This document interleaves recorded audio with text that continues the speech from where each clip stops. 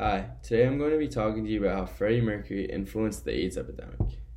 Freddie Mercury was the lead singer of a British rock band, Queen. The group was formed in 1970 and became one of the most popular bands worldwide during the 1970s and the 1980s. In 1973, Queen recorded their first self-titled debut album at Trident Studios. It did not take long for the group to release their breakthrough album, Sheer Heart Attack, in 1974. This album featured songs such as Killer Queen and gained enormous popularity in both the United Kingdom and the United States. But Mercury wanted more.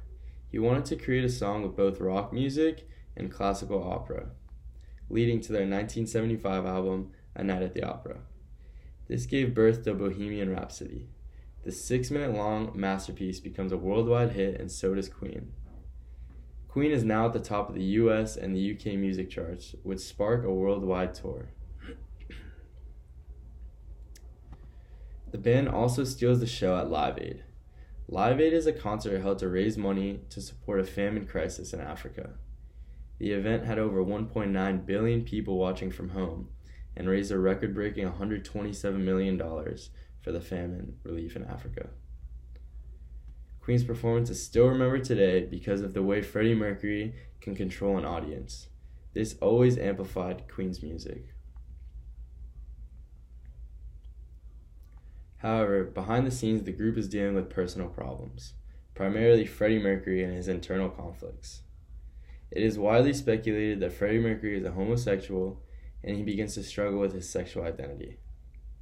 Mercury goes down a rough road of partying and drugs, and his health begins to worsen. At this time, the AIDS epidemic is beginning to gain attention, and Freddie is fearing that his days might be numbered. Prior to the Live Aid concert, Freddie gets tested for AIDS, and the test comes back positive. He tells the members of the band in secret because he does not want to become a poster boy for AIDS. In 1991, Freddie Mercury finally announces publicly that he has AIDS, but unfortunately dies later the next day. Freddie Mercury died November 24th, 1991, at the age of 45 from AIDS-related pneumonia. Mercury's death was a shock to the world, and it highlighted the tragedy of the AIDS epidemic. Mercury's death did not only bring awareness to the disease, but it provided millions with AIDS relief. In 1992, the remaining members of Queen established the Mercury Phoenix Trust in honor of Freddie. Since then, the organization has raised over $17 million in AIDS relief, funding over 1,000 projects in 56 different countries.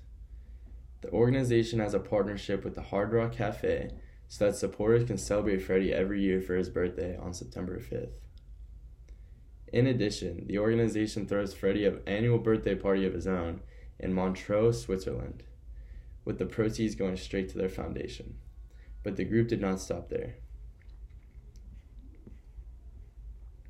On April 20th, 1992, 5 months after Freddie Mercury's death, the remaining parts of Queen put together the AIDS benefit concert in his honor. This concert was the largest concert held tribute of a deceased musician. The sold-out crowd of 72,000 gathered in London Wembley Stadium to celebrate the life and work and dreams of Freddie Mercury. The 3.5-hour show included nearly 100 performers, including Elton John, David Bowie, and George Michael. With over 1 billion people tuning in on their television in 76 different countries, the concert was able to raise $35 million in AIDS relief funding. These were all important events that have tied AIDS with Freddie Mercury's legendary career. Thank you for your time.